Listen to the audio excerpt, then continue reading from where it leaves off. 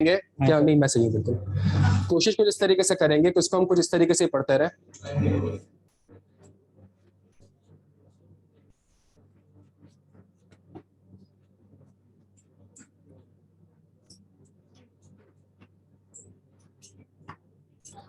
अगर for example एक topic है आइजा 200, सही है, तो आइजा 200 में हमारे पास जो एक सेपरेट चैप्टर बना हुआ होगा, उस चैप्टर के अंदर जितने भी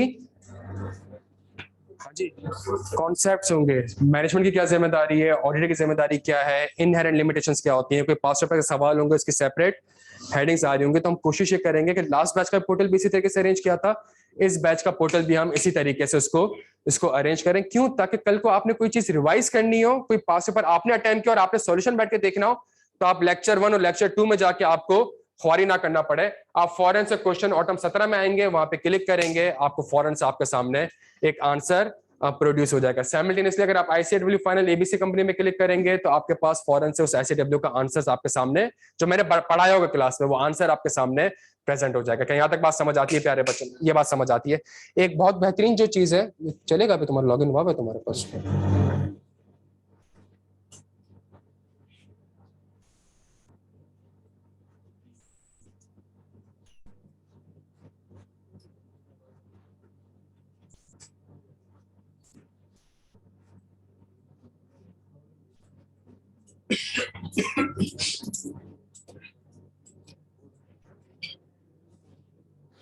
तो अगर आप क्लिक करेंगे तो डायरेक्ट आपके पास उस जो आंसर होगा स्पेसिफिक, डायरेक्ट आंसर आपके पास प्ले हो जाएगा। ये इसलिए कर रहा हूं बिकॉज इससे इंशाल्लाह आप लोगों का थोड़ा सा टाइम रिवाइज होगा। अच्छा, पेपर से पहले एक सबसे बड़ा मसला जो होता है वो ये होता है कि हमारे लिए रिवीजन बड़ा, सब बाल बड़े थे यार मेरे, अब सही है वापस बढ़ा लेंगे यार। एक और चीज,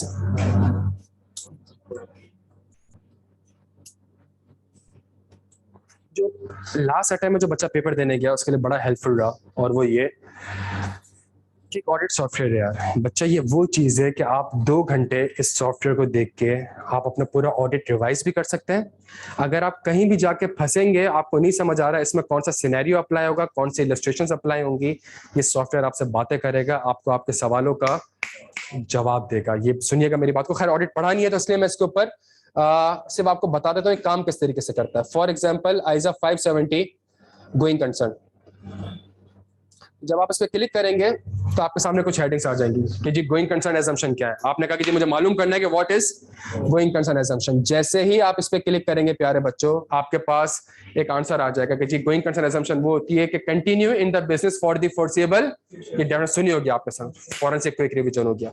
आप आगे, आपने कहा गोइंग कंसर्न में ऑडिटर की जिम्मेदारी क्या है, आपने क्लिक किया तो आपके पास आंसर आ गया, to obtain sufficient appropriate audit evidence to conclude. एक प्रिसाइज कॉन्सेप्ट, आपने फोन से सॉफ्टवेयर को नेविगेट किया, आप 10 मिनट के अंदर एक प्रॉपर आइजा रिवाइज कर सकते हैं। अगर आप फॉर एग्जांपल अगर आप जाएं इवेंट्स और कंडीशंस के ऊपर और आपने इवेंट्स और कंडीशन पे क्लिक किया तो आपको बता दीजिएगा स्क्रीन में लिखने का, स्क्रीन शेयर कर।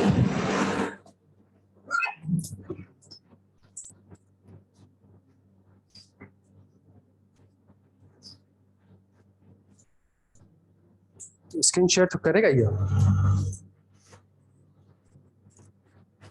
ठीक है जी। तो अगर आप इवेंट्स और कंडीशन पे गए तो वो आपको सारे इवेंट्स और कंडीशन बता देगा। मैं थोड़ा सा अगर आगे बढ़ूं आपके साथ और मैं आपको एक चीज दिखाऊं कि फॉर एग्जांपल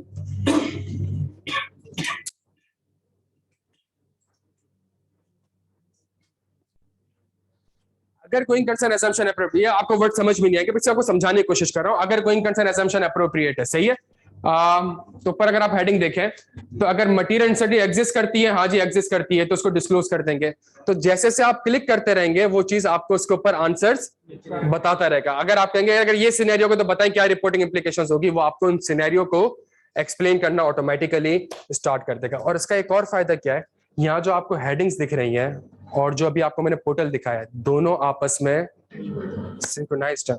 अगर आप यहाँ पे एक हेडिंग देखेंगे for example going concern assumption appropriate या मैनेजमेंट रिस्पांसिबिलिटी, तो गोइंग कंसर्न के चैप्टर में भी आपको एक हेडिंग दिख रही होगी किस चीज की, मैनेजमेंट रिस्पांसिबिलिटी की। आपने यहाँ से कंटेंट पढ़ा, वहां जाके आपने लेक्चर को प्ले करा, आपके सामने मैनेजमेंट रिस्पांसिबिलिटी, फौरन से एक क्विक रिवीजन हो जाएगा। ये बात समझ आ रही है? दोनों चीजें आपके लर्निंग आउटकम के हिसाब से और आई कैप स्टेट एक्स के हिसाब से 90% कुछ एरियाज इसके अंदर नहीं आ रहे, जो कि मेरा इंशाल्लाह टारगेट है कि मैं इस बैच के लिए इंशाल्लाह इसको कंप्लीट करूंगा। ये बात समझ आती है प्यारे बच्चों आपके? अच्छा जी, एक चीज मुझे वो करना, इसको बंद करना और पेपर खोलना।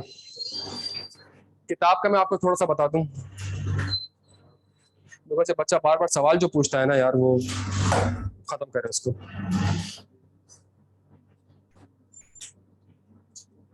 दोनों किताब खोलना। हमारे पास ऑडिट की 2 किताबें होंगी, एक वॉल्यूम 1 होगा, एक वॉल्यूम 2 होगा। सही है। वॉल्यूम 1 में आपके पास नोट्स आ रहे होंगे और पास पेपर्स आ रहे होंगे। जो नोट्स होंगे वो एक फ्लो चार्ट के तहत बने हुए होंगे। वॉल्यूम 2 में समरीज आ रही होंगी, और उन्हीं समरीज के बाद जो स्कैफ के अलावा प्रोफेशनल बॉडीज है, आईसीएडब्ल्यू हो गया, एसीसी हो गया, सेफएप हो गया, सेफएप के अलावा दूसरी प्रोफेशनल बॉडीज हो गई, उन सबके पास पेपर्स प्लस वॉल्यूम 1 के जो सवाल है उनके सजेस्टेड आंसर्स आ रहे होंगे। तो हमारी किताबें 2 वॉल्यूम में चलेंगी। वॉल्यूम 1 आपका नोट्स और पास पेपर्स, वॉल्यूम 2 समरीज, एडिशनल पास पेपर्स या एडिशनल क्वेश्चन पेपर्स और सजेस्टेड आंसर। क्या यहां तक बात समझ आती है? तो अगर आपने किताब देखनी हो तो आप इस चीज को देख भी सकते हैं। एक आखिरी चीज आप सुन लीजिए प्यारे बच्चों, जो कि थोड़ी सी इंपॉर्टेंट है। मैं आपके सामने 2 क्वेश्चन पेपर खोल रहा हूं और फिर हम पढ़ना स्टार्ट करते हैं। पहला मैं आपसे खोल रहा हूं स्प्रिंग 2016, जिसमें हमारे पास 55 या 60% रिजल्ट था। और अगर मैं आपके सामने सिर्फ पेपर देखूं प्यारे बच्चों, क्वेश्चन नंबर 2 अगर आप देखें तो इसको मैं थोड़ा जूम करता हूं बच्चों। अच्छा सही है दोस्त। अगर मैं क्वेश्चन नंबर 2 आपके सामने देखूं, 2 लाइन का सवाल की रिक्वायरमेंट क्या है? लिस्ट 6 की controls over cash sales to reduce the possibility of miss opportunity. कितने नंबर का सवाल है प्यारे बच्चों? 12 मार्क्स। 2 लाइन का सवाल कितने नंबर का आ रहा है? 12 मार्क्स। बच्चों ने कंट्रोल्स का रट्टा लगाया हुआ होता है, बैठ के वो कंट्रोल्स रिप्रोड्यूस करते थे, 12 में से 10 मार्क्स सिक्योर करते थे, पेपर पास हो रहा था। थोड़ा सा और नीचे है क्वेश्चन में 3A और 3B देखें, अगेन 11 नंबर का सवाल, और क्या है? Identify 6 different ways in which the fraud may be committed, briefly state the audit procedure which may be perform to identify the risk of material miss. एक line का सवाल आता था, 6 8 नंबर के आपके ये 8 मार्क्स होते थे। थोड़ा सा और नीचे है दोस्त, ये कंपनी सेक्टर नीचे है। क्वेश्चन नंबर 6 अगर मैं देखूं आपके साथ, नीचे है थोड़ा सा, बस कितने नंबर बन रही है?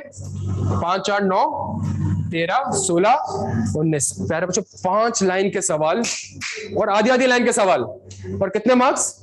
19 मार्क्स। और सवाल की रिक्वायरमेंट, स्टेट द 5 की substantive audit procedure for the verification of. बच्चे ने प्रोविजन के प्रोसीजर का रट्टा लगाया हुआ होता था, जाके प्रोसीजर्स लिख के आ रहा होता था। Briefly describe how an auditor evaluate the sufficiency. आप समझे? List the 6 physical access controls over an IT system. तो इस तरीके से प्यारे बच्चों पेपर में सवाल आते थे हमारे पास। थोड़ा सा अगर और नीचे आओ, अगेन क्वेश्चन नंबर 7 भी आप देखेंगे, थ्योरी बेस्ड क्वेश्चन है।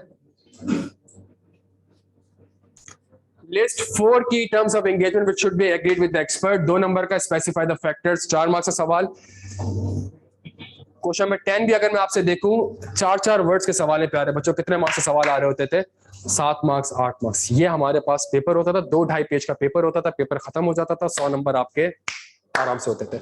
मैं सिर्फ अभी तो मैं ऑटम बाइस वगैरह ये सब नहीं दिखा रहा आपको, बट अगर मैं सिर्फ एक अटैम्प्ट आपको दिखा दूं, मार्च यार इसमें कंफ्यूज ही रहता हूं। स्प्रिंग बाइस सही है। अब अगर आप पेपर देखें, मैं 2019 का दिखा रहा हूं, आपने जाके 20 भी देखना है, 21 भी देखना है, 22 भी देखना है। अगर मैं पेपर देखूं तो अब आपके पास आधे पेज का सवाल बन रहा है, और मार्क्स कितने आ रहे हैं आपके पास? 5 नंबर। इसी कंटेंट में, इतनी स्पेस में आके पिछले अटेम्प्ट में 25-25 नंबर का सवाल पूछ रहा था, और अब एक सिनेरियो आपको बना के दे रहा है, और सिनेरियो बना के आपसे कह रहा है describe the steps if any which the auditor may perform in respect of each of the above data. सही है, एक सिनेरियो आपको बना के दे रहा है और आपसे कह रहा है कि जी इवैल्यूएट करें। थोड़ा सा और आगे बढ़ो प्यारे बच्चों, नीचे करना इसको, नीचे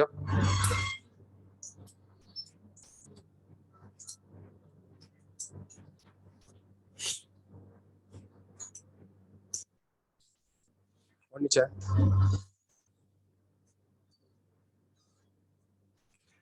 क्वेश्चन नंबर 3 प्यारे बच्चों अगर मैं देखूं, पूरी बैलेंस शीट पकड़ा दी है उसने आपको, नीचे है थोड़ा सा, पूरा पीएनएल पकड़ा दिया आपको, कुछ इंफॉर्मेशन देती है रिक्वायरमेंट कितने नंबर का सवाल? 11 नंबर का सवाल। ये एक पेज में 50 मार्क्स पहले कवर कर रहा होता था, वही एक पेज पे आपसे कितने नंबर का सवाल पूछ रहा है। और ये वही सवाल इसके बारे में इसने कहा था कि बच्चा जब ये परफॉर्म नहीं कर पा रहा तो ऑडिट फॉर्म में कैसे करेगा। क्या यहाँ तक आपके बात समझ आ रही है? अब जो मेरे पास पेपर आ और पेपर की रिक्वायरमेंट एक ही है, evaluate the above situation, describe the course of action along with the possible implication on the audit। हर सवाल की एक ही रिक्वायरमेंट है, अबव सिनेरियो को इवेल्युएट करें, उसी के बेसिस पे मुझे ऑडिट प्रोसीजर्स बताएं, उसी के बेसिस पे मुझे कोर्स ऑफ एक्शंस बताएं, उसी के बेसिस पे मुझे रिपोर्टिंग इंप्लीकेशंस बताएं। क्या यहाँ तक बात समझ आ रही है? तो अगर आपने डिसीजन लेना हो इस सब्जेक्ट के बारे में, मेरी रिक्वेस्ट है 6-8 अटेम्प्ट्स के पास्ट पेपर्स को ऐसे ही घुमाना स्टार्ट कर दीजिएगा। जो एग्जामिनर कमेंट्स मैंने दिखाए, ICAP की वेबसाइट में जाके खुद एक बार एग्जामिनर कमेंट्स को पढ़ना स्टार्ट कर दीजिएगा, ताकि एक हम डिसीजन ले लें कि हमने सब्जेक्ट के बारे में करना क्या। क्या यहाँ तक बात समझ आती है बच्चों? इसको बंद कर दीजिए जी।